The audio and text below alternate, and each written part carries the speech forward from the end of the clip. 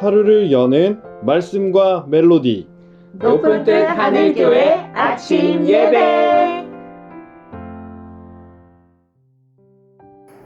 안녕하세요. 9월 5일 금요일 아침입니다. 여러분들께 인사드립니다. 반갑습니다.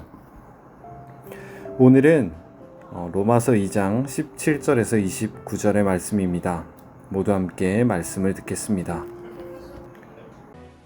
유대인이라 불리는 내가 율법을 의지하며 하나님을 자랑하며 율법의 교훈을 받아 하나님의 뜻을 알고 지극히 선한 것을 분간하며 맹인의 길을 인도하는 자요 어둠에 있는 자의 빛이요 율법에 있는 지식과 진리의 모본을 가진 자로서 어리석은 자의 교사요 어린아이의 선생이라고 스스로 믿으니 그러면 다른 사람을 가르치는 내가 내 자신을 가르치지 아니하느냐?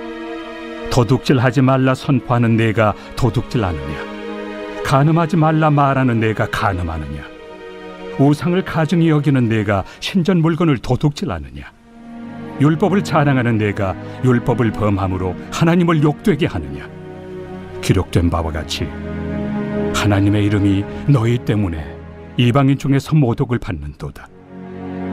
내가 율법을 행하면 할례가 유익하나 만일 율법을 범하면 내 할례는 무할례가 되느니라. 그런즉 무할례자가 율법의 규례를 지키면 그 무할례를 할례와 같이 여길 것이 아니냐.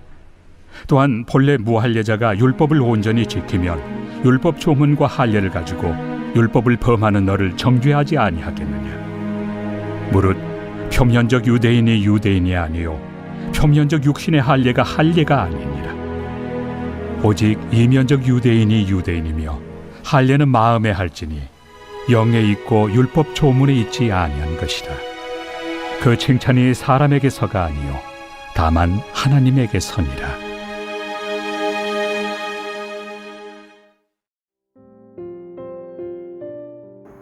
증표라는 것이 있죠. 어떤 사실이나 관계를 증명하는 표식이라는 뜻입니다. 결혼을 하신 분들이라면 이 증표를 하나씩 가지고 계실 겁니다. 바로 결혼할 때 주고받는 결혼 반지입니다. 이것을 끼고 다님으로 인해서 누군가의 아내 혹은 남편이라는 것을 나타내기도 하며 서로 간의 사랑과 어떤 약속의 상징이 됩니다. 잃어버렸다가는 아주 큰 곤욕을 치를 수도 있죠. 그런데 말입니다. 이 결혼 반지에 어떤 효과나 효능이나 능력이 있을까요? 결혼 반지를 잃어버렸다면 결혼이 무효가 될까요? 그렇지는 않습니다. 그렇다면 결혼 반지만 끼고 다니면 서로 사랑하고 신실하겠다는 서약이 자동으로 지켜지는 것일까요? 증표는 그런 힘을 가지지 않습니다. 다만 그 약속을 계속 떠올리게 하는 상징으로 작용하는 것이죠. 오늘 로마서의 말씀에도 이 증표에 대한 얘기가 등장합니다. 바로 할례입니다. 신약시대에 와서 많은 논쟁이 되었지만 사실 아주 오래된 전통을 가진 행위입니다. 이 남성의 성기, 포피를 잘라내는 의식이며 이것은 창세기에서부터 등장하죠.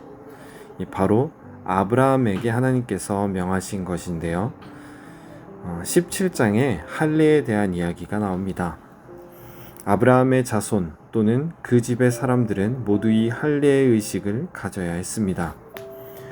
할례를 받음으로 인해 아브라함의 언약의 후손이라는 것과 또 유대인이라는 것을 나타내었죠. 이 약속의 백성, 즉 다른 사람들과는 다르게 구별되었다라는 것을 보여줍니다. 그런데 이 증표에 문제가 생기고 맙니다. 바로 이 할례 받은 사람들이 자신을 특권층으로 인식하고 여기기 시작했다는 것입니다. 바울의 사역에는 이 할례 문제가 끊임없이 뒤따릅니다. 전도를 하면 유대인들이 쫓아와서 할례를 받아 먼저 유대인이 되어야 구원을 받을 수 있다라며 회방을 했기 때문이죠. 사도 바울은 오늘 말씀을 통해서 이런 유대인들에게 할례와 무할례 그리고 율법의 이야기를 통해 일침을 가하고 있습니다. 그것은 율법을 가르치고 의지하는 너희들이 도리어 율법을 범하고 있다는 것이었습니다. 율법을 유대인의 자랑으로 여기면서 율법을 오히려 어긴다면 유대인의 받은 할례가 과연 소용이 있는가에 대해서 이야기를 합니다. 그리고 만약 무할례자가 하나님의 율법을 지킨다면 그 사람이 오히려 진정으로 할례 받은 사람이라고 이야기하고 있습니다. 그리고 그는 28, 29절에서 이렇게 말합니다. 표면적 유대인이 유대인이 아니고 육신의 할례가 할례가 아니라 이면적 유대인, 즉 속사람이 유대인인 사람이 진짜 유대인이고 할례는 마음에 하는 것이라고 말입니다. 로마서의 이 말씀은 읽을 때마다 참 많은 생각을 하게 하는 구절인 것 같습니다. 우리는 오늘 본문을 통해서 우리의 모습을 종교인과 신앙인으로 구분지어 나누어 볼 수 있을 것 같습니다. 종교인은 말 그대로 종교적 활동에 치중하며 내가 가진 증표가 나의 자랑이 되는 사람을 말합니다. 외적으로 어떤 것을 보여지며 사람들에게 받는 칭찬이 더 중요하다, 이렇게 말할 수 있을 것 같습니다. 반면 신앙인은 외적인 증표가 아니라 성령님의 인도하심을 구하며 사람의 칭송이 아닌 하나님의 칭찬을 구하며 하나님의 뜻에 따라 살아가는 사람을 말합니다. 사랑하는 여러분, 바울은 오늘 말씀을 통해서 우리에게 말하고 있습니다. 겉모습의 증표가 참된 유대인을 만들어주는 것이 아니라 마음에 새긴 성령의 증표, 즉 마음의 할례가 우리를 하나님의 백성으로 만든다는 것을 말입니다. 결혼이란 것에서 반지가 본질이 아니듯이 우리의 삶에도 드러나는 무언가가 중점이 아니라는 것입니다. 우리가 세례를 받고 매주 혹은 매달 성찬에 참여하고 교회에서 직분을 받고 여러 교회 활동을 하며 우리의 이름과 우리의 얼굴을 알리는 것, 이것이 우리 신앙의 본질이 아님을 우리는 알고 있을 것입니다. 사람에게 얼마나 인정받느냐가 우리가 하나님의 백성이냐 아니냐를 판단하지 못한다는 것이죠.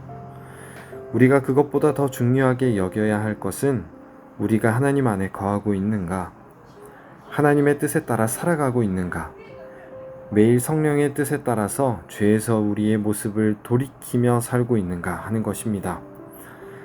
사랑하는 성도님들, 오늘 하루도 우리의 모습을 돌아보기 원합니다. 나는 겉모습의 증표에 만족하며 살아가고 있는지, 아니면 성령이 매일매일 내 속에 새기시고 채우시는 증표로 살아가는지, 사람들의 칭찬을 구하는지 하나님의 칭찬을 구하며 살아가고 있는지 돌아봅시다. 우리의 삶이 참 하나님의 백성된 삶이 되기를, 겉의 증표가 아닌 본질을 살아가는 삶이기를 간절히 소망합니다. 기도하겠습니다. 사랑과 은혜의 하나님 아버지, 이 아침 우리로 말씀을 듣게 하시니 감사합니다. 육신의 증표가 아닌 마음의 할례를 받은 신앙인으로 살아가게 하시고 사람의 반응이 아닌 하나님의 뜻을 구하며 살아가게 하옵소서. 오늘 하루도 우리의 말과 행동이 주님께 영광되게 하옵소서. 예수님의 이름으로 기도합니다. 아멘.